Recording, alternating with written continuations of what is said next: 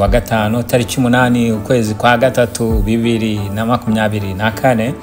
Mu makuru rero agezweho haravugwa ko Madame Jeannette Kagame kuri uyu munsi w'abagore ari ushobora gutangwaho umukandida wa FPR Inkotanyi mu matora ya Perezida wa Repubulika agiye kuba muri kwa gatandatu kwa karindwi. Na makuru yemezwa ko Madame Jeannette Kagame ashobora kuba ari ugiye gufata ubutegetsi agasimbura umugabo we. Aya makuru n'ahandava araturuka kuwitwa Robert Patrick Fatigakwerere uvuga ko afite amakuru yo munda y'ingoma. Turaza kubigarukaho muri aya makuru. Uyu Robert Patrick Fatigakwerere ni umunyapolitike akaba n'umwe mu ba social media influencer ukunda kuvuga ku bintu bya politiki. Mu yandi makuru, Perezida Paul Kagame yaburiye cyangwa yahamagariye abategarugori guharanira uburenganzira bwabo ndetse no kujya mu myanya ikomeye. N'uyu munsi rero ubwo yari muri BK Arena yitabira umuhango w'umunsi w'abagore kuri uyu munsi. Abagore ni mbubaho rero turagaruka ku majambo Perezida Paul Kagame yabwiye abagore bifite aho bihuriye se na Jeannette Kagame ushobora kumusimbura ku butegetsi. N'ukureho urushinge ni amakuru ya RT Imena radio televiziyo ikubitira ikinyoma hakubuye ikacyohereza mu Rwabayanga.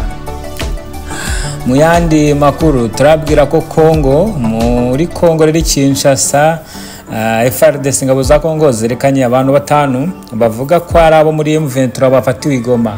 Igitangaje muri aba harimo abadepite babiri bo muri Nord Kivu bo muri leta ya Nord Kivu. Tubibutse ko ngizwe na leta yo akagira akaba afite guverinoma nka ministre akagira n'inteko y'amategeko. Kongo rero akaba ari leta federal. Abo bafashwe rero bashizwe imbere y'itangazamakuru bivugwa ko umwe yakomokaga mu ishyaka rya Kabila undi akava mu ishyaka rya Katumbi. Aba bivugwa ko badacira kari urutega Felix Tshisekedi. Nibitangaje cyane rero kuba havamo abafatanya na M23. FARDC na Tshisekedi yagiye avuga ko binjiriwe inasi nyinshi z'igihugu bahanganye cyangwa z'umutwe bahanganye zagiye zinjira FARDC by'umwihariko ziciye mu mashyaka atavugana mu butegetsi yagiye yoborwa n'abantu batizewe. Hagataho rero turaza kubabwira ko Perezida Zelensky na Minisitiri w'Intebe w'Ubugereki barusimbutse ubwo basuraga agace kitwaga Odessa muri Ukraine aho intambara ivuze ubuhuha. Ubwo bari bahari rero igitasu gitura cyasigitura imbere y'imodoka bakizwa n'Imana bahava baramya Imana ko ibintu bitoroshye ko ibintu bikaze. Rugema Kayumba nawe araza avuga ko Madame Jeannette Kagame ashaka kuba ari we ugiye kuba umukandida wa FPR Inkotanyi cyangwa uzakurikira Perezida Paul Kagame. Ni mu gihe FPR itaratanga umukandida wayo mu matora agiye kuza. Tubibutse ko aya matora abakandida bamaze kugaragaza ko baziyamamaza harimo Frank Habineza, Madame Victoire Ingabire, Maître Benari Ntaganda n'abandi batandukanye, ariko ku bwa FPR ntago baragaragaza mu by'ukuri ikizakurikira kuri bo. Hagati aho rero turi mu makuru ya RT Imena tugukangurira kubana natwe. Amakuru yacu biravuga ko hamenyekanye abantu bakomeye bari kungukira mu ntambara iri kubera mu Burasirazuba bwa Repubulika ya Demokarasi ya Kongo. Aba ngo nabandi ngo ni ba ministre bahembwa ibihumbi n'ibihumbagiza ndetse n'abadepite mu gihe abasirikari ba Kongo ngo bicira isari. Ibi rero biravugwa mu gihe ngo intambara ikomeje kuba intambara. Bivuga ko ngo Sadek nayo yahonze umujyi wa Goma. Ariko biratangazwa n'ikinyamakuru Mamu Rwagasabo gishobora kuba ari propagande cyangwa se ukuri. Ni ibyo kugenzura rero tuzabigarukaho mu makuru yacu ari imbere. Reka rero tutangire n'amakuru yacu mu buryo burambuye. Witwa Robert Patrick Fati azwi cyane muri politike, akaba ari media influencer, akaba akunda no gukora yigeze no kugira umuntu ufungwa muri Uganda ngo niwe waruteje ikibazo hagati y'u Rwanda n'Ubugande. Si umuntu woroshye rero. Hagati aho uyu aravuga ko amakuru yizewe akura mu butegetsi i Kigali ari uko Jeannette Kagame yaba ari we musimbura w'umugabo we mu gihe kiri imbere kandi bitari vuba aha. aha rero haba hari kwigwa muri kongere FPR cyangwa se inyuma muri FPR hari kwigwa ngo uburyo Jeannette Kagame wari uzatanga umukandida. Aya makuru kandi witwa Rugema Kayumba nayo amenyekanye cyane igihe umubano w'u Rwanda na Uganda wari umeze nabi, nawe arayemeza avuga ko hari amakuru ko Jeannette Kagame rwose ngo aramutse atowe ntacyo byamutwara ntacyo byamutwara rwose. Ibi kandi umuntu akaba yagenda akabihuza n'ibyo perezida uyu munsi yavuze, abagore mujye mu myanya ifata ibyemezo kandi ndababikangurira bitari impuhwe, ahubwo kuko mushoboye byaba bifite aho bihurira se n'ibiri kuvugwa kuri Jeannette Kagame. Ibi ni amakuru ya RT Imena ukomeje gukurikirana, nawe ubwo ni umwanya wawe ukisesengurira nyine ibikwiriye, hanyuma ukareba uko bimeze. Rugema Kayumba yagize ati ariko si ubundi koko Jeannette Kagame buriya ntiyayobora neza RPF Inkotanyi imutazi nka kandida? Ni munuke abakunda demokarasi muri Repubulika tutarabona. Murabona ko we yanga ngo n'intambara. Uwo ni Rugema Kayumba. Rugema Kayumba rero nkuko nababwiye yakurikije n'uyu Robert Patrick Gakwerere rero we abivuga neza cyane. Yaje aravuga ngo muri rw'icyongereza ngo amakuru nkura muri basirikari bakuru b'u Rwanda aravuga ko bafite aho bahuriye na Madame Jeannette Kagame. Aravuga ko scenario y'umugore wa Mugabe, Grace Mugabe, yo gusimbura umugabo we nayo yaba iri mu nzira. Ni ukubitega amaso rero Jeannette Kagame nk'umunyarwandakazi kimwe n'abandi n'abaye perezida si bibi cyane. Ubwo ni amakuru bwa mbere, ariko nibiramutse bibaye uzamenye ko n'ahandi babikura ni kuri RT Imena. Source zacu tuba twanazivuze, wajya ku mapaji y'abo bantu ukabyumva muri rusange. Hagati aho rero ubwo turaje tubabwire ko ibintu noneho bitoroshye.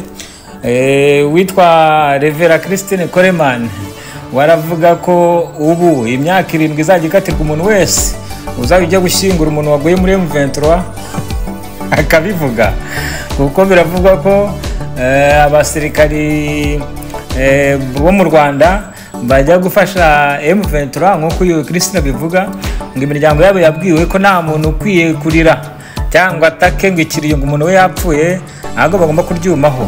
Ubikoze agomba gukatirwa imyaka 7. Uyu Christine Coleman ni umuntu utavuga mu butegetsi, ariko akanavuga ko yihaye Imana ko afite urusengero rwo muri Colorado, ndetse akavuga ko ari umu activiste, umuntu urwanya akarengane. Imana yabwiye ko iri hafi gusubiza ibintu by'u Rwanda bigasubira mu buryo. Arutse gushinga ishyaka niba ryitaye muderi, niba ari aderi ntago mbizi. Ubwo bakurikirana amakuru muzatubwira. Ese koko hari abantu banga ko baririra abantu babo baguye muri Kongo? Ibyo bintu muzabitubwire, mutubwire neza ko twe tuvuga amakuru ntago tuyakora.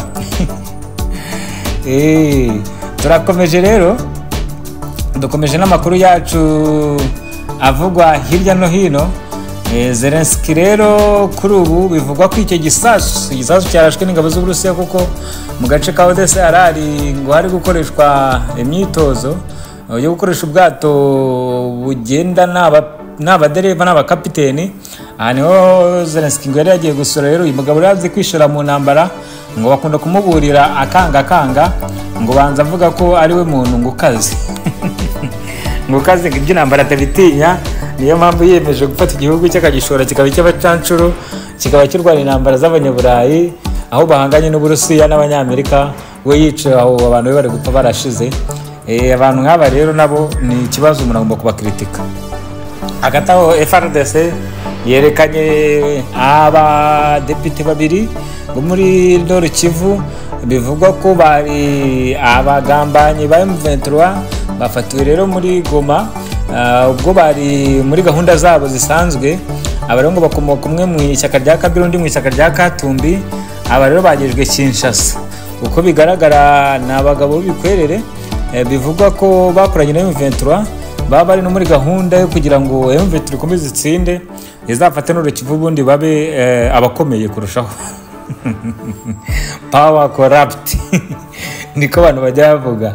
Umuntu akaba afite amafaranga ye yarangiza akajya kugambana ngo abona yisumbuyeho, ni ku isi imeze, ni ku isi iteye. Napoléon Bonaparte ati vivre vaincu sans victoire c'est mourir toujours. Kamisobanure neza ngo kubaho nta kuzo, ubuzima bwawe bwose birutwa no gupfa, ni nko gupfa buri munsi. Buryo uzagira ikuzo, ikintu cy'abantu bazira, abantu benshi bazira muri rusange, bibwira ko ibintu bikaze. Biravuga ko rero muri FARDC ngo abasirikari ba FARDC bakomeje kwigumura, kuko mu gihe minisitiri ahembwa 20,000 by'amayero cyangwa by'amadolari, depite agahembwa nawe 20 by'amadolari ku kwezi, ngo umusirikare wahembwa amadolari 50. Uretse ko wakwizera ko umusirikare yajya kurwana na M23 ashaka icyifuzo iki, mu gihe abandi barya bakamucura. Ni amakuru ya RT Imena rero, ari wese wajya kurwana na buriya. Ariko niko bimeze n'ubundi, ngo abantu barwana ni abantu baba baziranye ariko badashobora kurwana, bakoherezaho abataziranye akaribo barwana bakanicana, abaziranye bakajya mu mishyikirano, bakabana kwicarana nyuma bakumvikana bakanywa rimwe. Muri iyi si utamenya ubwenge urataha, iyo utamenya ubwenge urapfa. Ibiribwa iravuga ngo ubwoko bwanjye buzize kutamenya ubwenge no kujijuka. Ngaho rero mugire umunsi mwiza wa gatanu, Uwiteka abane namwe. Amakuru yacu nakagaruka.